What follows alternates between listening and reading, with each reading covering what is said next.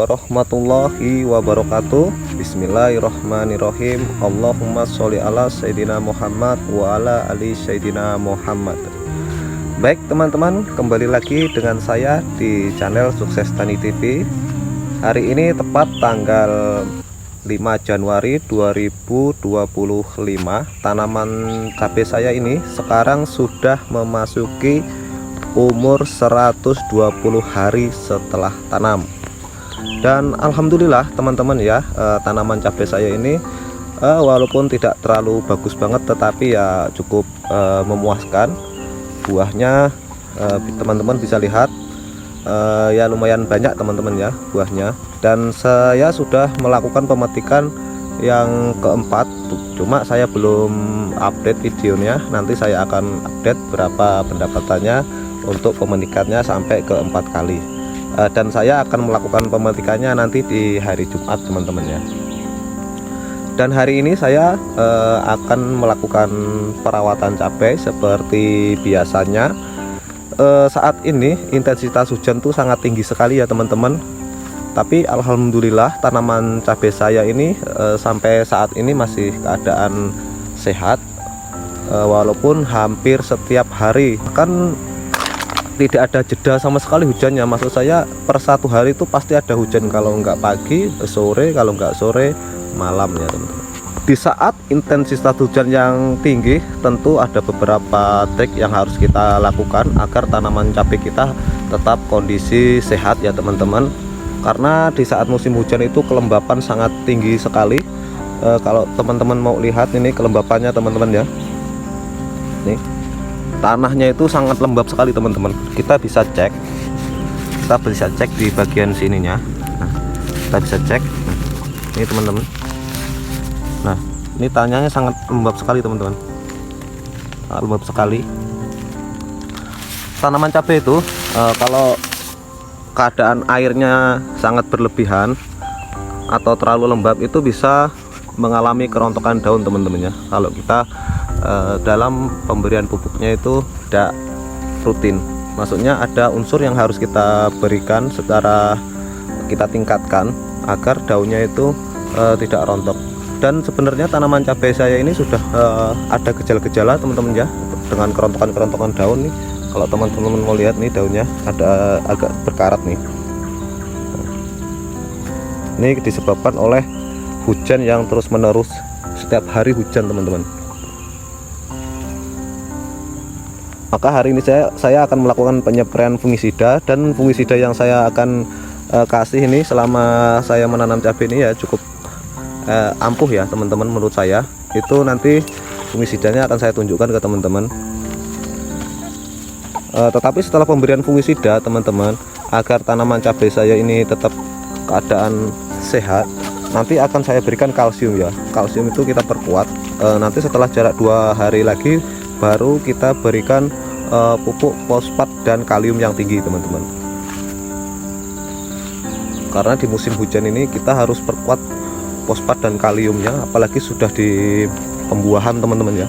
Kalau kita nggak berikan atau kita kuatkan pemberian fosfat dan kaliumnya, maka tanaman cabai kita itu akan rentan terserang penyakit teman-teman, seperti patek atau busuk batang ya.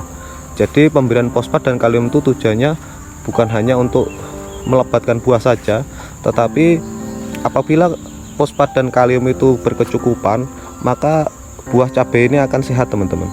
Sehingga buah cabai kita ini tidak mudah terserang penyakit seperti kayak patek, terus dan penyakit jamur-jamur lainnya.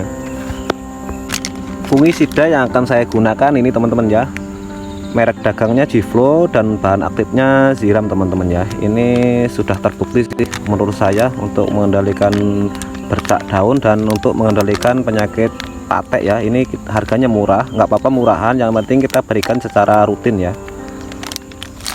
Nah, setelah itu, karena kan daun pada tanaman cabai itu perlu nutrisi teman-teman, maka saya berikan ini Gandasil D. Nggak apa-apa, walaupun di saat intensitas hujan yang tinggi tetap saya berikan Gandasil D. Tapi kita cek dulu tanaman cabai kita, apabila daunnya itu sudah mempunyai gejala kekurangan nutrisi, maka kita berikan pupuk Gandasil D. Ini walaupun nitrogennya tinggi teman-teman, tidak masalah ya. Nanti kita susul pemberian kalsiumnya nih.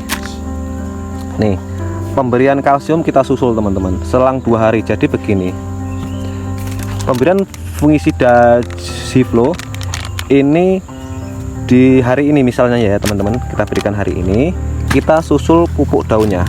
Nah, pupuk daunnya kita berikan setelah 2 hari. Setelah itu teman-teman ya, setelah itu kita perkuat lagi unsur fosfat dan kaliumnya. Nah, saya gunakan MKP Pak Tani dan KNO3 yang putih. Nah, jadi kita berikan fosfat dan kaliumnya tinggi.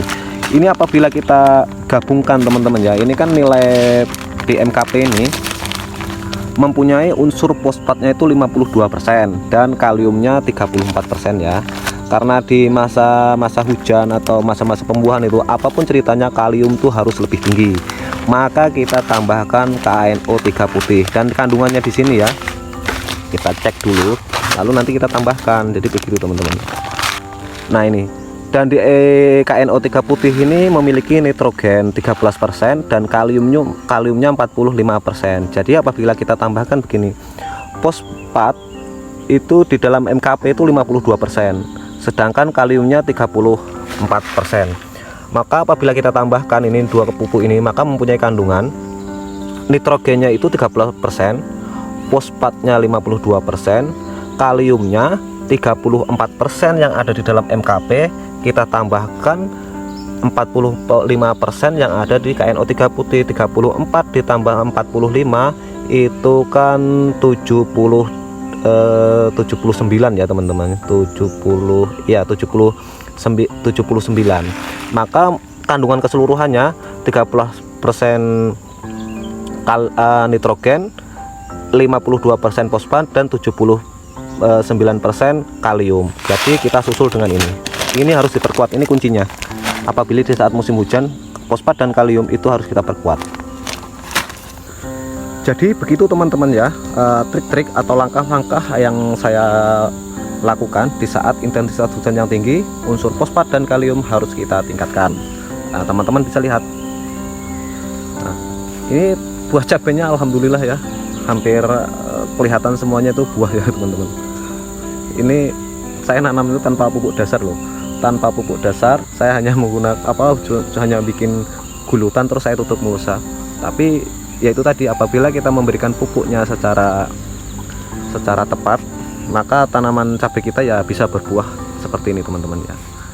Ya walaupun ada yang lebih baik daripada tanaman cabai saya ini, tetapi ini sudah cukup memuaskan karena biaya saya untuk melakukan perawatan yang saya keluarkan biayanya cukup rendah ya teman-teman. Nah, kita lihat. Alhamdulillah ya, buah cabenya juga kelihatan. Ini saya memvideonya di siang hari, jadi mohon maaf apabila tidak terlalu jelas ya videonya, karena HP saya ini kan HP jadul. Untuk itu maka teman-teman ya bantu agar channel saya ini bisa berkembang, sehingga saya nanti bisa memberikan video-video yang sama-sama kita untuk berdiskusi ya. Semoga video-video yang saya berikan ini bisa bermanfaat bagi teman-teman pemula. Menanam cabai itu sebenarnya tidak ribet asal kita tahu kebutuhan tanaman cabai di masa-masanya. Kan ada 2 masa vegetatif dan masa generatif. Jadi kesimpulannya, unsur fosfat dan kalium harus kita tingkatkan, dan juga pemberian nutrisi pupuk daun harus juga kita berikan. Nggak apa-apa, pakai Gandasil D nggak apa-apa. Ini bukan teori omong kosong, dan ini saya praktekkan langsung, dan teman-teman bisa lihat kondisi tanamannya. Ya mungkin videonya sampai di sini saja teman-teman ya. Karena apabila ada teman-teman yang mungkin kurang jelas dalam apa yang saya sampaikan ini, teman-teman silahkan berkomentar, silahkan tanya-tanya, kita berdiskusi, kita sama-sama belajar. Saya bukan berarti menggurui, tetapi saya hanya berbagi pengalaman. Oke teman-teman, saya akhiri. Wassalamualaikum warahmatullahi wabarakatuh. Salam sukses.